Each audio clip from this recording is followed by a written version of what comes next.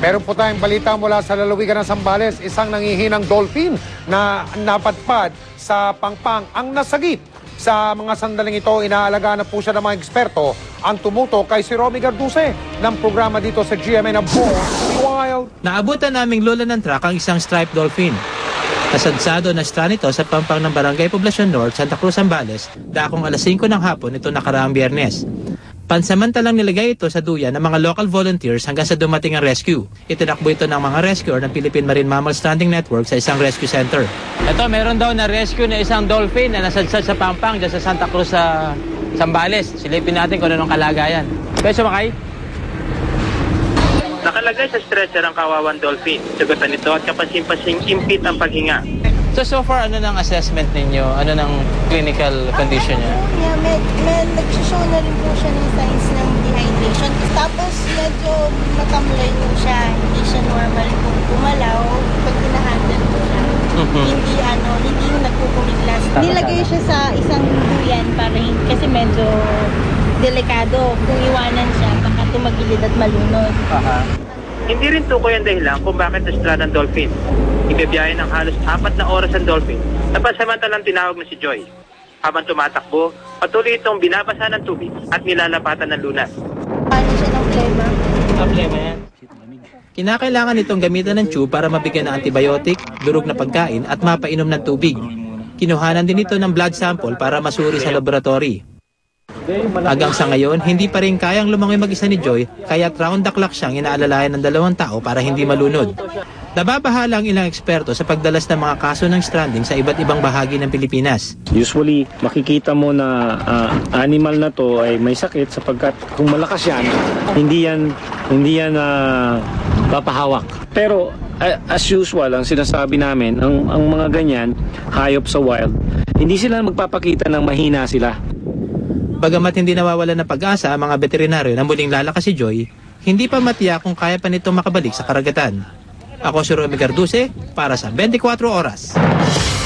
Biktima ng computer hacker ang website ni Senador Manny Villar. Ang hacker ay nagpakilala raw na Chris Aquino. Tinitira ang paggamit ni Villar ng mga bata sa kanyang political ad. Imbis na si Villar, ang kapatid na lang daw niyang si Noynoy ang iboto. Ipinost ang mensahe noong Biyernes, kaninang tanghali, wala na ito. Ang Nationalista Party ni Villar nalulungkot at nababahala raw sa ginawa sa website ng senador. Sana raw ang mga ganitong kadesperadong aksyon ay hindi maging pangkaraniwang gawain habang papalapit ang eleksyon. Sa kanya namang text message sa GMA News, sinabi ni Chris Aquino na wala siyang alam tungkol sa pag-hack sa website ni Villar.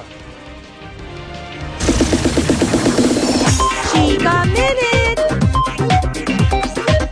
Dinonate ng pamilya ni Tony Rose Gaida ang kornea na namatay niyang anak na si James. Kanina back to work na si Tony sa Itbulaga para raw kahit paano ay makatulong ito sa kanya para makamove on. Makichika tayo kay Nelson Canlas.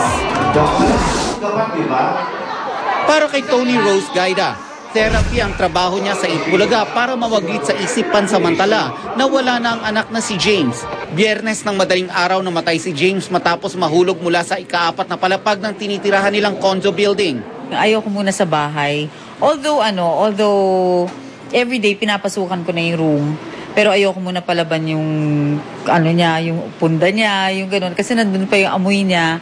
So, mami ko kagabi, more or less naka-release na siya, nakasigaw siya, nakaano siya, which I think is good for her. Unti-unti na rin hinaharap ni Tony Rose ang realidad sa kanilang tahanan. Mas madalas na raw ang pagpasok niya sa kwarto ni James.